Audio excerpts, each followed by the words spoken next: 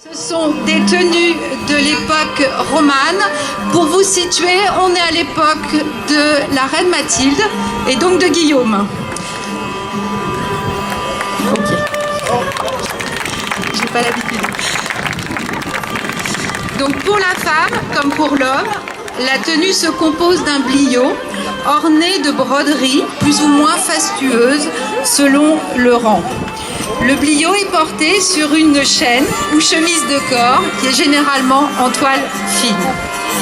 Le bliot est plus court pour l'homme et sera ouvert sur les côtés, devant ou dans le dos. Ici, j'ai choisi de les confectionner en toile de lin et en coton pour la chemise de corps de Cyril. À cette époque-là, on trouvait essentiellement comme tissu du lin, de la laine et du coton. On peut les applaudir.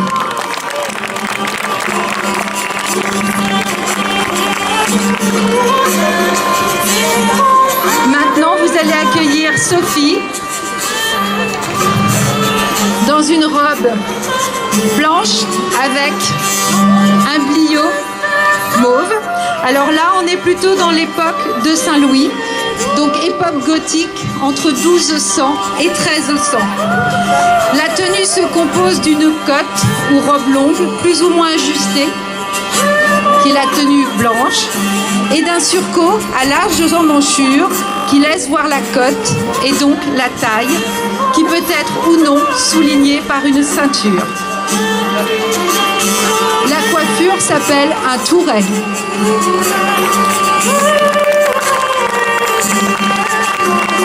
Merci Sophie.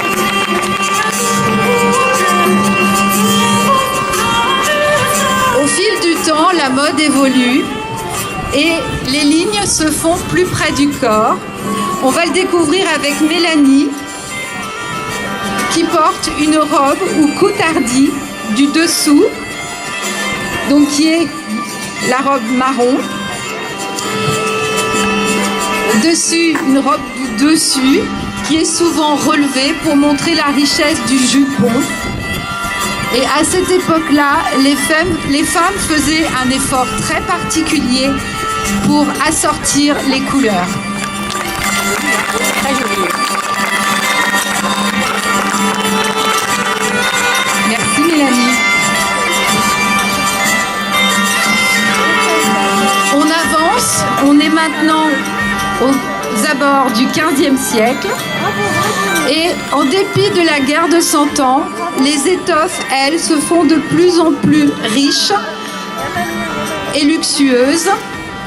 On va avoir des brocarts, des soieries et le velours fait son apparition. Margot vous présente une robe de velours bordée de fourrure. C'était le standard de l'époque.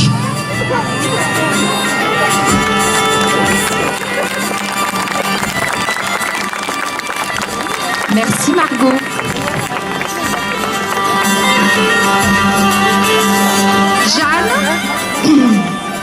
Jeanne qui porte une robe, la fameuse robe à tasselles, qui a été beaucoup représentée dans les peintures. Alors là, on a un anachronisme super avec Jeanne qui porte des tennis. Merci Jeanne. Donc un petit mot sur la robe à tasselles.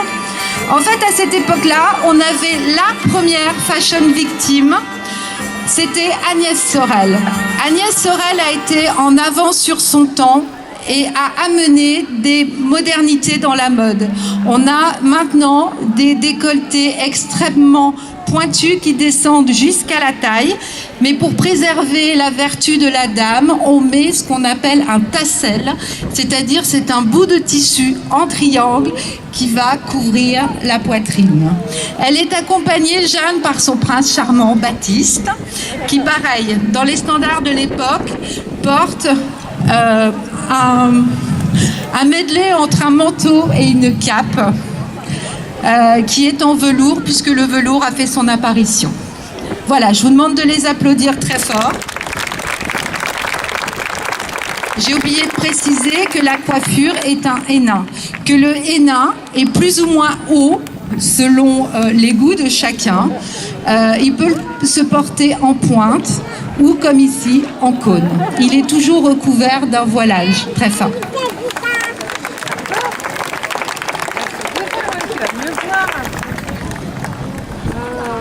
On va maintenant accueillir deux jeunes demoiselles en robe de velours, parce que vers la toute fin du Moyen-Âge, on est déjà au niveau de la mode sous l'influence italienne, et la mode redevient, après Agnès Sorel, un petit peu plus sage, et on va s'avancer vers la sévère somptuosité de la Renaissance.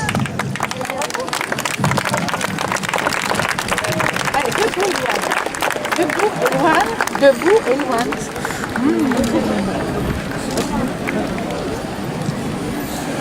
Merci mesdemoiselles. C'était Sarah et Emilia. Maintenant, on va entrer dans le domaine de l'heroic fantasy. Et pour coller à l'actualité, je vais vous présenter des tenues inspirées par la série Game of Thrones, dont les costumes, je ne sais pas si vous connaissez la série, mais les costumes sont somptueux. Il y a un très beau travail de broderie que je n'ai pas pu reproduire ici. Mais bon, j'ai essayé de coller à la série.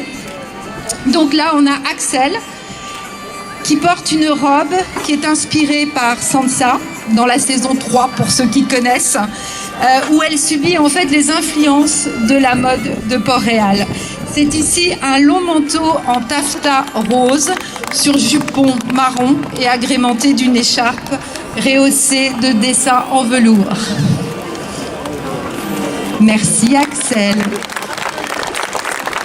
Voici Yuna qui porte une robe inspirée par les servantes de Port-Réal. Cette robe est connue dans le monde du cosplay comme la robe Shea. En effet, cette robe a été portée par la compagne de Tyrion à Port-Réal. La singularité de cette robe, c'est qu'elle est faite d'un seul tenant, et ce qui donne sa richesse, c'est le drapé à l'arrière de la robe.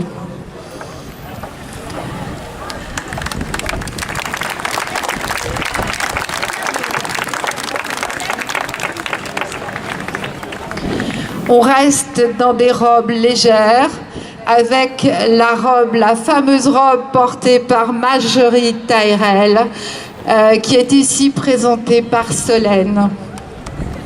Cette robe était réalisée avec un brocart dans les tons rose et bordeaux et un tissu satiné rose. La ceinture est en simili-cuir avec une rose que j'ai voulu représenter dans une mousseline écrue.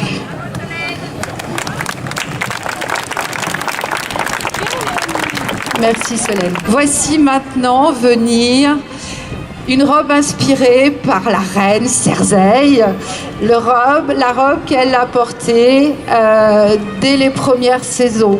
La caractéristique, c'est une robe portefeuille avec sur les côtés un découpé en arrondi. Elle est accompagnée de nouveau par Baptiste, qui porte une tenue inspirée par ce que portent les hommes à Port-Réal, entre le vêtement de cour et le vêtement de guerre. Elle est réalisée ici en simili-cuir.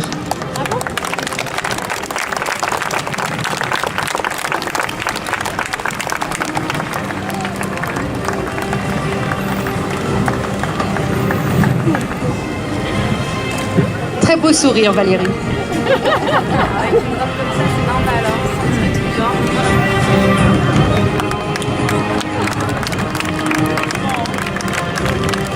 Vous êtes fantastique.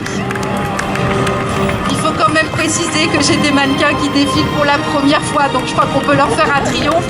Ils étaient penchés par le trac.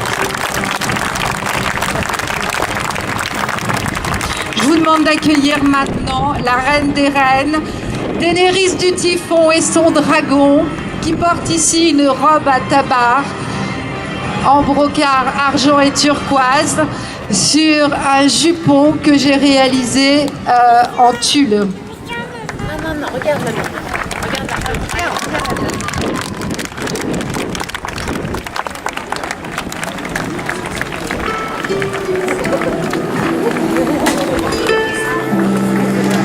Il est encore trop jeune pour cracher du feu.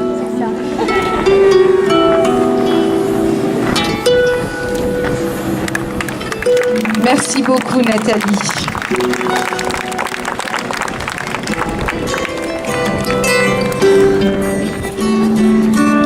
Maintenant, on passe à un tout autre monde. Cette robe a été inspirée par la robe que portait Éowyn. Je ne sais pas si vous vous souvenez, c'est dans Le Seigneur des Anneaux. C'est une robe qui est fortement inspirée par le Moyen-Âge. Les lignes sont moyenâgeuses et le corsage ressemble tout à fait à ce que pouvaient porter les femmes de l'époque gothique.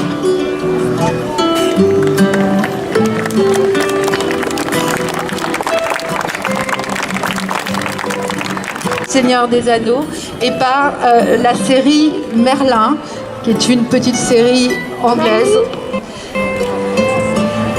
J'ai voulu donner un côté un peu moderne et rock'n'roll en associant du bleu électrique avec du noir.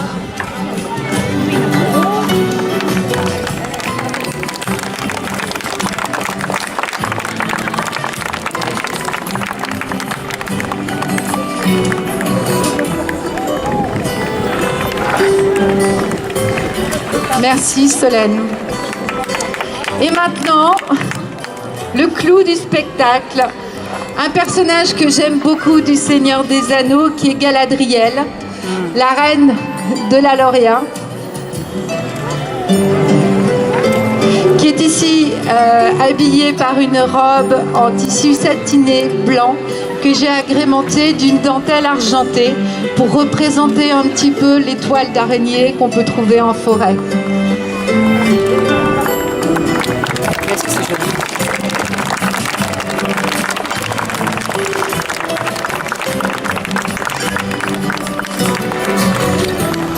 Tu peux aller.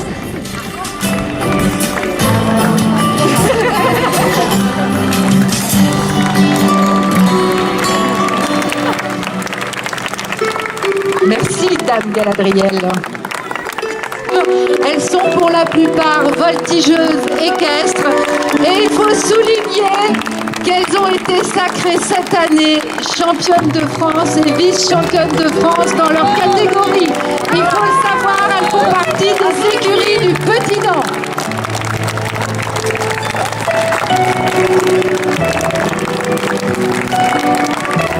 Je tiens également à remercier Cécile, sa maman, Valérie, Christelle et toutes celles qui m'ont aidé à préparer ce défilé.